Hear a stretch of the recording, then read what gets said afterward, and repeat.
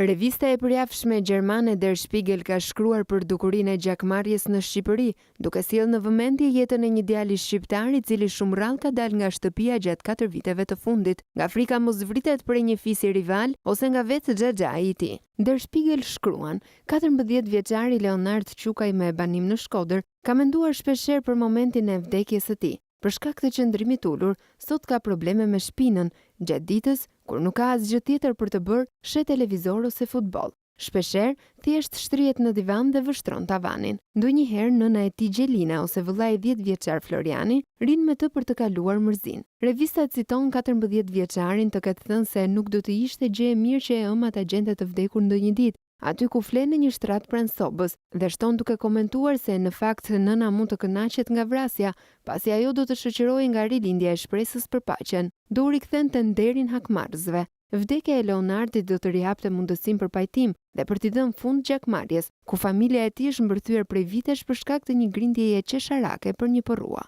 Duke përfunduar reportazhin e saj, Der Spiegel shkruan se Shqipërisë i u dha drita jeshile nga Komisioni Evropian për të marrë statusin e vendit kandidat për antarësim në Bashkimin Evropian. Por nga ana tjetër, Shqipëria është një vend ku korrupsioni, trafiku i qenieve njerëzore dhe krimi i organizuar janë të gjithë të pranishëm. Është një vend ku mbizotëron ende gjakmarrja që mund t'i kushtoj jetën Leonardit.